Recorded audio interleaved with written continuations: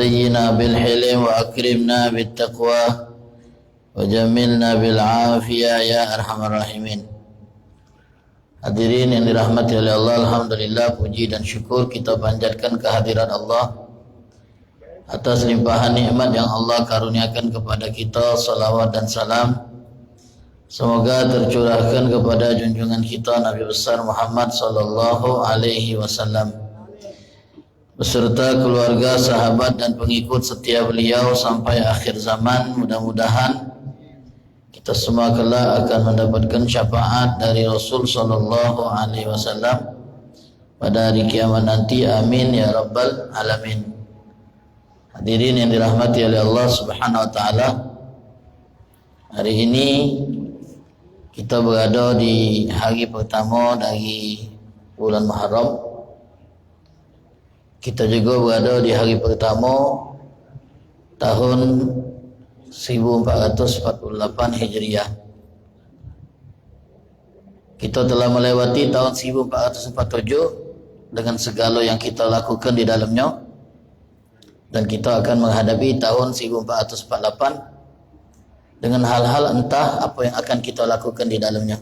Tapi yang pasti bahwasanya semua yang kita lakukan sepanjang hidup kita itu akan tercatat, dan setiap kita akan membaca catatan itu masing-masing pada hari kiamat. Kata seorang ulama, hidupmu itu adalah buku yang kau tulis sendiri. Kalau ada orang nulis buku, biasanya dia pengen bukunya itu dibaca oleh orang lain. Dan kita ini sedang menulis buku kita dewek, dan kelak yang akan membacanya adalah kita masing-masing. Di mana? Di hadapan Allah. Jadi kita sedang menulis karya yang kelak akan kita baca di hadapan Allah Subhanahu wa taala. Lembarannya itu bukan kertas, tintanya itu bukan melalui pena,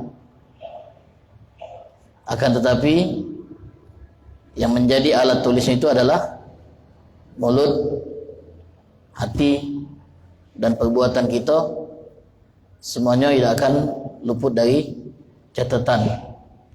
Dalam Al-Quran Allah Ta'ala berfirman, wa wajadu ma'amilu hadiran, dan mereka mendapati semua yang mereka lakukan itu hadir pada hari kiamat.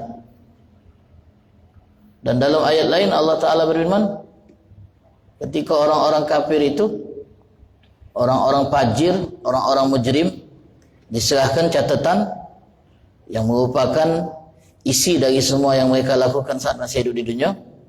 Mereka berkata sebagaimana yang disebutkan dalam suratul Kahfi, ma li hadzal kitab la yughadiru shaghiratan wala kabiratan illa ahsaha. Kitab macam apa ini? Tidak melewatkan sesuatu yang kecil apalagi yang besar kecuali dia catat di dalamnya.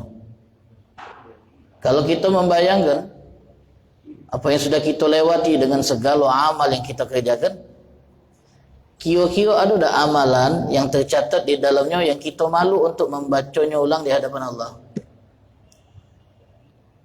Amalan yang pernah kita lakukan yang seandainya kita baca, jangankan bacanya di depan Allah, kita bacanya dewek kita malu. Karena kita pernah membuat catatan itu dengan amal kita. Kita baca dewek, malu kita. Jangankan bacanya depan Allah, kita baca itu depan anak kita malu, depan istri kita malu, depan mertua malu, depan orang tua malu. Apalagi harus membacanya di depan Allah Subhanahu wa taala. Yang selama ini kita rahasiakan tidak jadi rahasia lagi. Yang selama ini kita sembunyikan tidak bisa disembunyikan lagi. Mali hadzal kitab la yughadiru shaghiratan wala kabiratan illa ahsaha. Waladaina kitabu yantiqu bil haqq, kata Allah. Kami punya catatan yang mengarsipkan semua yang kamu buat, yang mana catatan ini akan berbicara, membuka semua fakta dari apa yang pernah kita buat. Hadirin yang dirahmati oleh Allah Subhanahu wa taala, tinggal kita ukur umur kita. Kalau pakai kalender Hijriah yang sudah berganti tahun, berapa puluh tahun yang sudah kita lewati? Dan berapa catatan yang sudah kita isi di dalamnya? Kadang banyak momen yang kita lupakan. Banyak hal yang sudah kita tak ingat lagi. Tapi Allah Ta'ala ingat.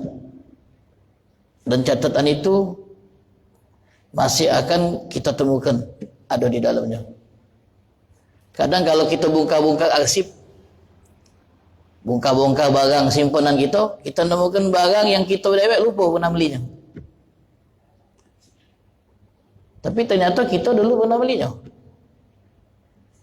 Kalau kita bongkar-bongkar foto lama, itu akan bangkitkan kita dengan kenangan masa lalu. Sebulan lah katik lagi. Kalau kita buka HP lama kita, tengok gambar-gambar dulu waktu kita masih gagah, anak-anak masih bujang, ada yang masih kecil. Mungkin kita teringat dengan perjalanan yang pernah kita lakukan sama keluarga yang sempat kita abadikan dengan momen foto, tapi kita dewek lupa pernah melakukan perjalanan itu. Namun foto itu mengingatkan kita bahwa kita pernah melakukannya. Nah, semua yang kita lakukan itu tercatat. Ma yalfidzu min qaulin illa ladaihi raqibun atid. Yang pernah terucap di mulut, ada raqib atid yang mencatat. Jadi ma'asyiral hadirin, penuhi catatan itu dengan sesuatu yang kelak kita akan senang saat kita harus membacanya di hadapan Allah. Hindari menulis catatan yang kelak kita akan malu membacanya di hadapan Allah Subhanahu wa taala. Mungkin kita pernah mendengar kisah ini, sering kami sampaikan kalau momen-momen pergantian tahun. Seorang yang ditemui oleh Fudail bin Iyad yang umurnya 60 tahun. Kata Fudail, umur 60 tahun ni kalau kau pakai berjalan menuju Allah, malah sampai kau. Tapi kalau 60 tahun dibuang begitu saja, kemudian kita ingin istidrak. Istidrak itu istilahnya mengganti apa yang sudah kita lewatkan. Umur 60 dilewatkan, nak mengganti. Sampai tak kira-kira 60 tahun juga. Taruhlah 45 tahun. Tak nyampe mungkin. Untuk mengganti umur yang kita buang itu, dengan umur yang tersisa, itu tak terganti. Paling umur 60 itu 80. Sisa 20 lagi. Tapi untuk mengganti puluhan tahun yang terbuang itu, ketik waktunya lagi. Tapi Allah Ta'ala maha baik. Kalau kita perbaiki sisa umur kita, Allah terima apa yang kita lakukan di sisa umur yang cuma sedikit itu, plus Allah ampuni masa lalu kita. Allah terima amal kita di sisa umur, plus Allah ampuni apa yang kita lakukan di umur-umur kita yang sudah kita lewati. Itu baiknya Allah Subhanahu wa taala. Tapi ma'asyiral hadirin, kabar gembiranya, kalau kita membayangkan bahwa banyak catatan hitam dalam catatan amal kita, Allah Ta'ala nunjuk kita kesempatan untuk menutupinya atau melepaskan diri kita dari sanksinya. Bahkan Allah Ta'ala nunjuk kita juga kesempatan untuk bisa menghapus catatan itu sehingga tidak terbaca. Melalui apa? Istighfar, melalui apa? Taubat, melalui tangisan penyesalan, banyu mata penyesalan itu ngapus catatan hitam kita di buku catatan amal. Banyu mata penyesalan itu menghapus dosa-dosa, sehingga ketika dibaca catatan itu hilang. Ada yang masih ada, catatannya ada, tapi sanksinya sudah Allah angkat. Jadi kita tidak disangsi oleh Allah berdasarkan catatan hitam itu. Namun tetap malu gitu kalau baca sesuatu yang berisi kumpulan kesalahan kita di hadapan Allah, walaupun Allah tidak menghukum kita atasnya, tetap malu kita karena pernah melakukannya. Mudah-mudahan Allah ampuni dosa-dosa kita, Allah maafkan kesalahan-kesalahan kita, Allah perbaiki kita di sisa-sisa umur yang masih Allah beri ini. Amin ya rabbal alamin. Dalam kalender Hijriah, 1 tahun itu setara dengan 354 atau 355 hari dalam 1 tahun kalender Hijriah. Kalau kita sehari solat witir 1 rakaat, berarti kita telah mengumpulkan 355 rakaat witir dalam 1 tahun. Kalau 1 rakaat. Kalau kita solat sunnah duha 2 rakaat tiap hari, berarti kita sudah mengumpulkan 700 lebih rakaat solat duha dalam 1 tahun.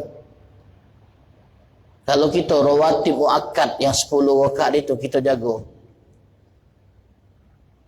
qabliyah subuh, ba'diyah zuhur, qabliyah zuhur, ba'diyah maghrib, ba'diyah isya, 10 rakaat setiap hari, berarti setahun kita mengumpulkan 3.540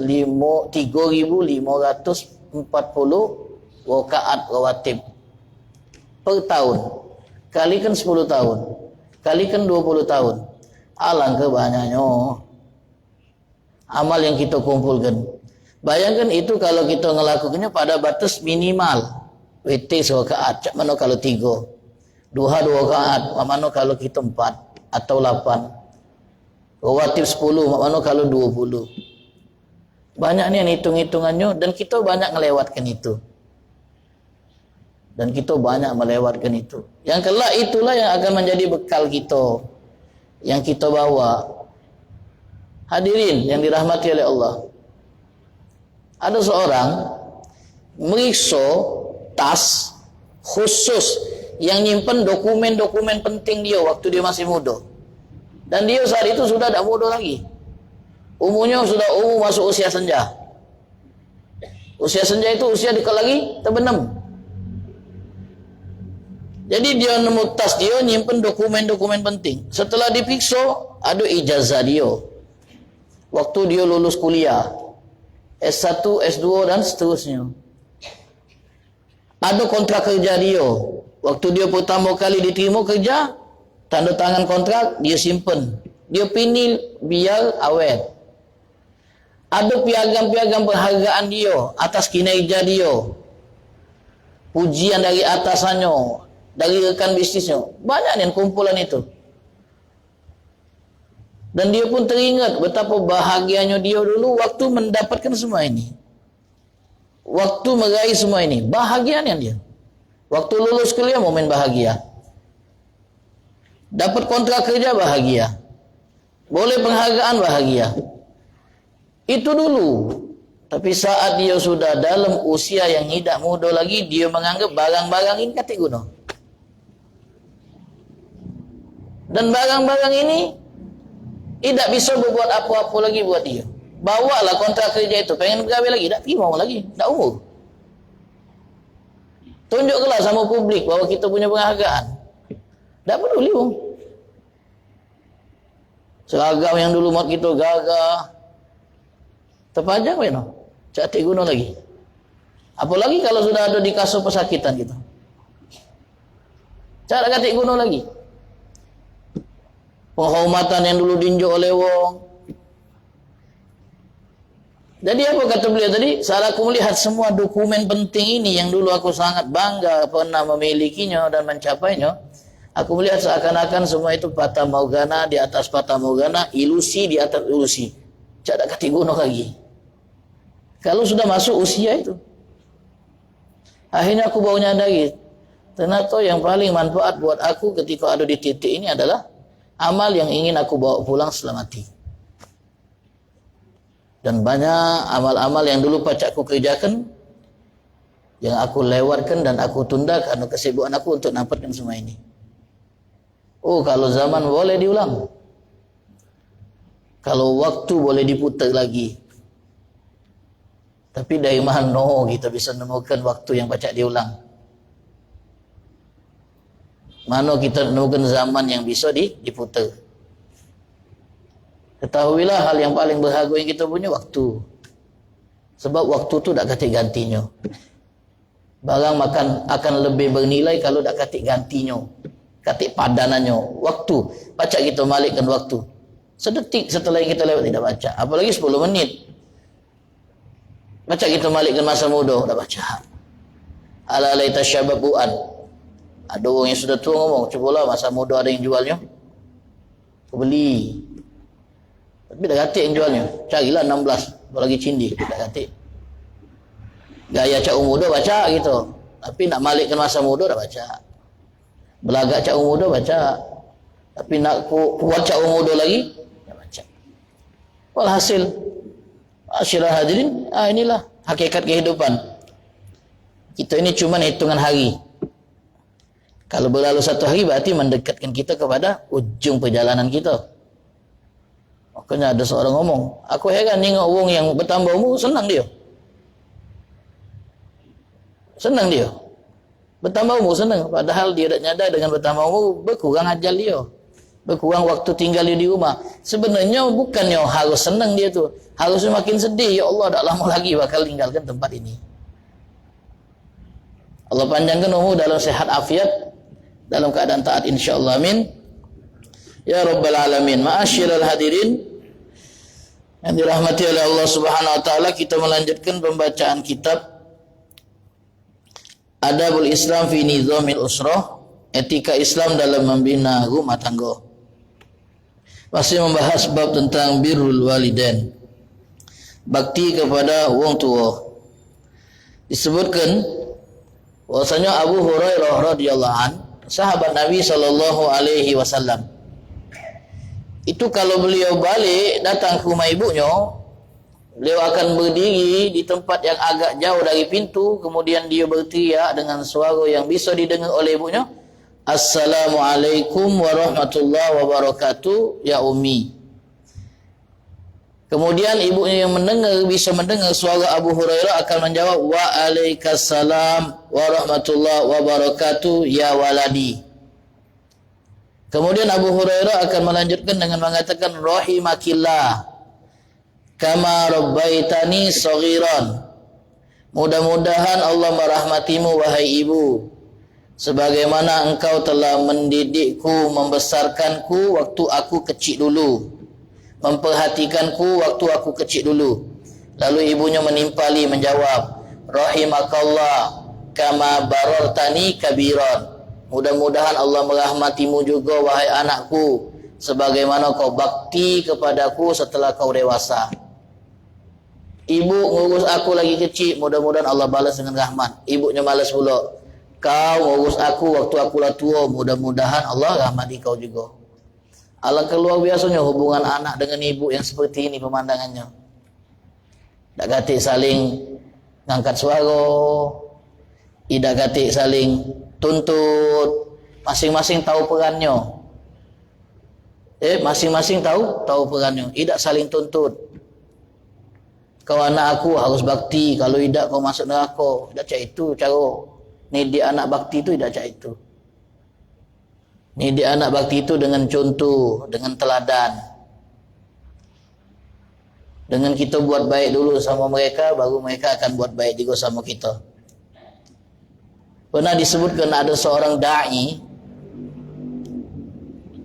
Jadi dia pernah ingin mengunjungi salah satu negeri di Eropah. Ya mayoritas tentu non-muslim. Saat dia tu sedang duduk di stasiun kereta, nunggu kereta itu datang, dia menyaksikan ada seorang perempuan tua yang umurnya hampir mendekati 70 tahun. Megang apel di tangannya, dan dia berusaha makan apel tadi dengan sisa-sisa gigi yang masih ada. Umur 70 tahun. Dapat pempek lagi sagu, apa lagi apel. Agak susah dia. Akhirnya karena dia ni orang yang memang berakhlak, dengan inisiatif dia dekati perempuan tadi, kemudian dia ambil apelnya, kemudian dia potong kecil-kecil untuk mudahkan perempuan ini makannya. Lalu tiba-tiba ibu-ibu tua ini nangis dan ditanya, oleh laki-laki yang membantunya. Kenapa engkau nangis wahai ibu? Dia menjawab, sudah puluhan tahun katanya. Puluhan tahun. Lam yukallimni ahadun. Tidak ada satupun wong yang ngajak aku ngomong. Puluhan tahun dah kata yang ngajak ngomong. Bayangkan betapa sepinya hidup dah hati yang ngajak ngomong. Di usia-usia yang sebenarnya pengen ditemani benar untuk ngisi kekosongan dia hari tua. Lam yukallimni ahadun wa lam yazurni auladi. Punya anak dah kata yang mengunjungiku sama sekali kata ibu ni. Lalu ngapa kau berbuat hal ini kepada aku? Ngomong sama laki-laki tadi, kenapa kau bantu aku? Laki-laki ini menjawab, sesungguhnya agama yang aku anut memerintahkan aku untuk berbuat demikian. Bahkan agama yang aku anut memerintahkan aku untuk berbakti kepada orang tua. Lalu dia melanjutkan, di tempatku, di negeriku wahai ibu, ada seorang ibu yang hidup bersamaku, tinggal di rumahku, dan dia umurnya seperti umurmu, dan dia hidup seperti seorang ratu. Kami tak keluar kecuali dengan izin dia. Kami tak makan kecuali dia makan dulu. Dan kami bekerja untuk melayaninya. Aku sebagai anaknya, bahkan anak-anakku kulibatkan untuk melayani neneknya. Dan inilah yang diperintahkan oleh agama kami. Akhirnya nenek ini nanya, apa agamamu? Al-Islam. Dan akhirnya perempuan ini pun tertarik kemudian meluk agama Islam. Karena dia mengasuh budaya-budaya di Eropah itu tidak ngajarkan agar anak itu tahu cara balas budi kepada orang tua. Kata Syekh Ali Tantawi yang pernah kami baca, bakti sama orang tua itu Pak, kalaupun tidak ada agama yang merintahkannya, namun secara naluri seorang anak itu pasti harus bakti kepada orang tua. Maknanya tidak. Kalaupun tak kata agama yang nganjurkan anak bakti sama orang tua, secara naluri, secara tabiat anak itu pasti akan bakti kepada orang tuanya. Ngapa? Karena manusia ini punya watak senang dengan wong yang buat baik sama dia. Kita Pak, kalau dinjuk wong duit tu, senang tak kita dengan wong yang duit tu? Kenjuk makan tu, senang tak dengan wong diperhatikan tu, senang tak? Senang kita. Kita tinggal di rumah, ada tetangga tiap hari datang nemeni kita, ngajak kita cerita, senang yang kita sama dia. Besok datang lagi, ngajak cerita lagi. Senang kita ngasuh ditemani. Ngasuh dia tu baik. Manusia ni senang dengan wong yang buat baik sama dia. Bahkan wong lain. Mana kalau sana yang buat baik itu wong terdekat, wong tua. Jadi seharusnya, jangankan agama mintakan, agama tak mintakan. Anak tu sudah layak bakti sama wong tua. Apalagi diperintah oleh agama. Nah ini contoh-contoh wong yang bakti sama wong tua. Bahkan baktinya Syekh tadi kepada wong tuanya menjadi sebab perempuan tua itu mendapat hidayat di akhir umurnya. Ma'asyiral hadirin, Abu Yamaliki di dalam kitab ini menulis kisah yang mungkin semua kita sudah sering mendengarnya. Kisah ini Allah abadikan dalam surat terpanjang yang tadi baru diakhiri oleh imam kita, Suratul Baqarah. Surah Baqarah dinamakan Surah Baqarah karena ada kisah Baqarah di situ. Dan ternyata yang Allah kisahkan dalam Al-Quran pada surah Al-Baqarah itu bagian akhir. Ketika sapi itu dibeli oleh Bani Israel untuk membuktikan siapa yang membunuh mayat yang ditemukan di kampung sebelah. Padahal kronologi cerita itu panjang. Jadi ada seorang laki-laki dari kalangan Bani Israel, soleh, punya anak sikok masih kecil, dan dia cuma memiliki harta 1 ekor anak sapi. Jadi pada saat dia sudah ngasuh bahwa umurnya tak lama lagi, dan dia takut sapi yang dia punya ini terlantar karena tak kata yang urus sebab anaknya masih kecil, bininya tak mungkin urus sapi. Akhirnya dia bawa sapinya ini ke hutan. Lalu dia berkata kepada Allah, ya Allah, aku titipkan sapi ini sampai anak aku besar kepada engkau.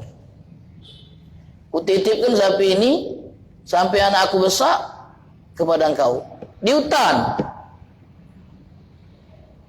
Rawan pemburuan, rawan dimakan hewan buas. Tapi karena dia nitipnya kepada yang tak bakal warna nyia-nyiakan apa yang dititipkan kepadanya, dia jago. Maka kita dianjurkan untuk nitipkan hal-hal yang berharga, barang-barang berharga yang kita punya kepada Allah. Allahumma inni astaudiuka. Dalam doa surah Yasin yang sering kita baca kadang-kadang habis subuh, Allahumma inna nastahfizuka wa nastaudiuka. Ya Allah, aku minta penjagaan, aku titipkan apa? Adyanana, agama kami ya Allah jaga. Wa amwalana, harta kami jaga. Wa auladana, anak-anak kami. Apalagi zaman kita, penting kita minta agar Allah nyanggu anak kita. Yang penjagaannya itu 24 jam, kita tidur dia tetap terjaga. Kalau mengandalkan penjagaan kita, banyak kecolongan gitu. Jadi minta Allah jaga anak-anak kita. Khawatir gitu kan dengan pergaulan ini kan. Kita lah ketat di rumah, mereka longgar di luar. Titipkan sama Allah. Allah jaga anak-anak kita. Allahumma inna nastahfizuka. Jadi dia nitipkan, ya Allah, aku titipkan sapi ini kepada engkau sampai anak aku besar. Meninggallah ayahnya ini. Kemudian ketika anaknya ini mulai dewasa dan dia bakti sama ibunya, dia bagi malam itu menjadi 3 waktu. 1/3 untuk solat hadap Allah, 1/3 tidur, 1/3 nemani ibu. Jadi dia cukup duduk di dekat ibunya tidur untuk memberi kenyamanan. Ibunya tidur, dia mantul di situ sampai pagi. Cuma nak nemani ibunya tidur, memberi kenyamanan. Kadang orang tua itu kehadiran kita sudah buat dia nyaman, dan kita tak bawa apa-apa. Cukup kita hadir, itu sudah buat mereka nyaman. Kemarin ini ada anak ngomong, satu-satunya rumah yang pacak kita masuk berkali-kali rumah orang tua itulah. Satu-satunya rumah yang akan nerima kita kapanpun kita datang dalam keadaan apapun, rumah orang tua kita. Kita jahat masih diterima. Nah, itu hebatnya orang tua tadi. Jadi itu kalau pagi dia bergawe, apa gaweannya? Nyari kayu. Pergi ngumpulkan kayu, kemudian dibawa ke pasar, setelah itu dijual, uangnya dibagi 3 lagi. 1 untuk kebutuhan dia, kemudian 1 lagi bersekahnya, 1 lagi untuk ibunya. 1 lagi untuk ibunya. Saking baktinya itu dia kepada ibunya. Kami pernah mendapatkan sebuah tulisan yang menurut kami bagus. Ada seorang syekh ngomong ini, a'ti walidaika min malika qalilan aw katsiran. Berikan kepada kedua orang tuamu itu sebagian dari hartamu, dikit atau banyak. Unjuk orang tua, dikit atau banyak, semampu kita. Pacak dikit unjuk dikit, pacak banyak unjuk banyak. Tanpa kita memikirkan orang tua kita ni punya duit apa tidak. Orang tua kami tu kaya, Ustaz. Orang tua kami itu pensiunan, ada duit. Orang tua kami itu punya sawit. Bukan soal mereka punya apa tidak, tapi yang kita beri itu beda dengan apa yang mereka punya. Dulu kita yang memberi, kita yang dikasih. Sekarang giliran kita yang ngasih. Tanpa kita mikirkan mereka punya duit apa tidak, tahu nunjuk. Apakah mereka butuh dengan duit kita apa tidak, tahu nunjuk. Fakullu ma anta fihi min fadlin ma jaa ba'dallah illa bisahrim. Semua yang kita hasilkan saat ini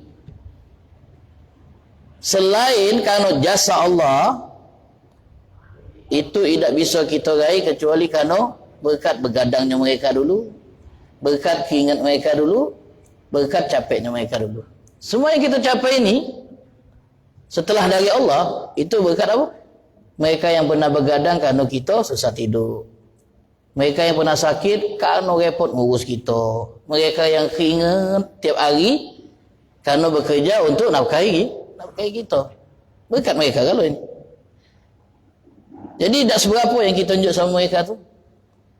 Dan bukan nominal yang dilihat, bukan juga seberapa butuh mereka, tapi ini bentuk persembahan kita kepada orang tua yang sudah banyak berjasa. Jadi ma'asyiral hadirin, duitnya tadi separuh buat 1/3 buat ibu, 1/3 buat dia, 1/3 buat sedekah.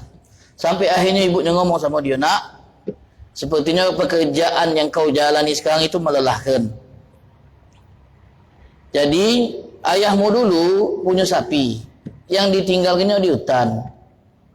Dulu dia berpesan kalau kau dewasa disuruh ngambil sapi itu. Pergilah kau sana. Dan sebutlah nama Tuhan Ibrahim, Ismail dan Ishak untuk manggil sapi itu. Sapi ini liar nian, tak baca nyengok manusia, lari. Akhirnya pergilah dia ke hutan yang disebut. Nengok dia sapinya itu lagi makan rumput. Kemudian dia panggil sapi itu dengan nyebut nama Tuhan Nabi Ibrahim, Nabi Ishak dan Nabi Ismail. Sapi itu tiba-tiba mendekat. Dipegang tanduknya, kemudian digiring untuk dibawa balik. Dan ibunya ngomong sama anak ini, ciri-ciri sapi punya bapak kau itu, kalau kau melihatnya, kau akan melihat seakan-akan cahaya matahari itu keluar dari kulitnya. Kulitnya itu cerah nian. Sofro, kalau dalam Al-Quran kan sofro faqi'ul launaha tasurun nazirin. Warnanya kuning terang, berkilau. Orang yang nyingok langsung senang dengan sapi itu. Ternyata ketemu dibawanya. Dipegang tanduknya, digiring. Kemudian dengan izin Allah sapi ini ngomong. Kata sapi itu, irkab nih, naik be kau, biar tak capek. Kemudian dia dengan, apa kalau bahasa kita dia dengan kepolosannya ngomong, dah, ibu tak nyuruh aku naik kau, nyuruh ngembek be. Jadi kita polosnya ni. Ibu tidak nyuruh aku naik, ibu nyuruh ngiring kau balik be. Jadi aku tak berani mantap minta ibu. Kemudian sapi ini ngomong lagi, kalau seandainya kau naik ini anakku, kau tak baca ngau aku balik, karena nak ngetes kepatuhan dia. Dan kalau seandainya kau perintahkan gunung itu untuk lepas dari tempatnya, pasti dia lepas. Sebab baktimu sama ibu. Jadi orang yang bakti sama ibu itu Pak, seakan-akan semesta ini Allah Ta'ala kendalikan untuk dia. Sampai-sampai apa kata tadi? Kalau gunung itu kau suruh lepas dari tempatnya, lepas. Karena bakti kau sama ibu, bukan karena kau hebat. Karena bakti kau sama ibu. Jadi orang bakti sama orang tua itu luar biasa itu. Hebatnya. Allah Ta'ala gampang kalau urusannya. Balasan atas capek dia karena ngurus wong tua yang melelahkan itu. Agak setelahnya dia akan disenangkan hidupnya oleh Allah SWT. Dibawanya lah, nemu ibunya, kemudian kata ibunya jual.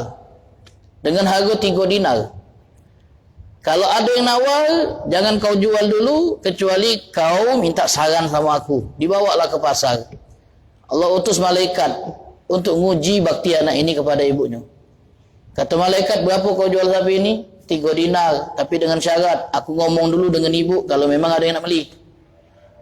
Kata orang tadi, yang malaikat yang nyamar tadi, aku beli 6 dinar, dinaikkan harganya 2 kali lipat, tapi jangan ngomong sama ibu kau. Polos budak ni, polos yang baik, bakti. Tak, walaupun kau beli hewan ini dengan emas seberat badannya, tak ku jualnya. Jangankan cuman kau naikkan 2 kali lipat harganya, kau ganti dengan emas seberat bobot hewan ini, dah lah aku. Kalau tidak ngomong sama ibu. Sudah kata malaikat, tanyalah dulu ibu kau. Bawa balik dulu. Bu, ada yang nawar 6 dinar. Cak mana? Jualah 6 dinar kalau ada yang nawar. Tapi, kalau deal, ngomong dulu sama aku. Kemudian balik lagi dia, ketemu dengan laki-laki yang sama, malaikat yang nyamar tadi. Cak mana? Sudah minta saran ibu? Sudah. Kata ibu, jual 6 dinar, tapi tetap minta saran dari dia. Ku naikkan jadi 12 dinar. Tapi syaratnya jangan ngomong sama ibu. Tak galak dia. Balik lagi. Akhirnya ibunya paham. Oh, ini bukan orang biasa, ini ngetes ini. Nah, itu malaikat. Cuma nak ngetes kita baik. Nak ngetes kau tu mak mano batas bakti kau sama orang tua. Age, kalau kau ketemu lagi dengan orang itu, ngomong be langsung sama dia. Nak melihat apa tidak? Atau nak cak mano? Sapi ini boleh kami jual apa tidak? Akhirnya balik lagi dia ketemu Nia, langsung dia omonginnya. Jadi kata ibu aku, jadi cuma nyampaikan pesan ibu be. Kau ni malaikat. Sekarang aku nak nanya. Sapi ini harus kami jual atau harus kami pelihara? Kemudian dia ngomong sama anak ini. Jaga baik-baik sapi ini, karena suatu hari Musa bin Imran, Nabi Allah, akan datang bersama kaumnya untuk membeli sapimu. Jangan jual kecuali dengan harga emas seberat kulit yang ada di badan sapi ini. Kalau 10 kilo beratnya 10 kilo emasnya. Apa duitnya sekarang? Ben banyak itu. Emas mahal pula. Benar ni ada kejadian kasus pembunuhan itu kan yang tak diketahui siapa pelakunya. Kemudian Bani Israel minta solusi dari Nabi Musa. Kata Nabi Musa, Allah merintahkan yang boleh sapi. Mereka akhirnya mempersulit dewek dengan nanya spesifik. Sapinya sapi apa? Sapi perawan apa sapi yang sudah ditunggangi? Kemudian warnanya warna apa? Wah, banyak yang nanya. Akhirnya diberikan ciri-ciri sapi yang dimiliki oleh anak tadi. Ketemu dengan anak tadi, deal dengan harga tadi. Walhasil akhirnya anak ini dapat duit banyak nian karena bakti dia sama orang tua. Wa hakadza albir. Demikianlah balasan bagi wong yang bakti kepada kedua wong tuanya. Pasti Allah mudahkan urusannya di dunia dan akhirat. La yajtami'u syaqa' ma'al bir. Sering kita tengok. Tidak akan bertemu kesengsaraan dengan bakti kepada orang tua. Tak katik cerita orang yang bakti itu hidupnya sengsara. Terakhir mungkin untuk mengulangi apa yang pernah kami ceritakan, ada Syekh Muhammad Lotib Nabulsi pernah kami cerita ini. Beliau itu Pak, waktu naftar pengen jadi dosen, jadi guru, jadi pengajar, lah diterima tinggal masuk bersamaan dengan itu ibunya stroke ibunya. Dilema dia Pak, antara ngurus ibu yang stroke fokus atau ngajar tapi ninggalkan ibu. Akhirnya dia milih pilihan yang tentu itu tidak merugikan dia di kemudian hari. Dia milih untuk fokus ngurus ibunya dan ninggalkan pekerjaan yang sudah di depan mata. Nak fokus dia, karena orang stroke tu nak diuruskan kan. Nak fokus dia. Akhirnya dia ngurus ibunya sampai 9 tahun. 9 tahun ngurus orang sakit. Bukan lemah susah itu. Susah ngurus orang sakit itu susah. 9 tahun dia ngurusnya. Sampai akhirnya dia ketemu jodoh. Dia syaratkan, kalau kau memang galak jadi istriku, kau harus kulibatkan untuk ngurus ibu. Dan kau harus sabar. Kalau tidak ada apa-apa, tidak maksa dia. Jadi setelah 9 tahun ibunya meninggal, dia dapat pekerjaan, karirnya naik. Sekarang beliau menjadi da'i yang sangat terkenal. Dan masih hidup zaman kita. Syekh Muhammad Lotib Nabulsi. Terkenal beliau. Boleh kita cek itu di media sosial. Itu berkat bakti. 9 tahun ngurus ibu. Dan Allah balas dengan apa? Dengan apa yang beliau harapkan. Ya, mudah-mudahan Allah Ta'ala jadikan kita termasuk anak yang bakti. Dan mudah-mudahan orang tua kita, anak-anak kita pun akan menjadi anak yang bakti insyaAllah. Amin. Ya Rabbal Alamin. Hadza ma aqulu lakum wa la minkum. Assalamualaikum warahmatullahi wabarakatuh.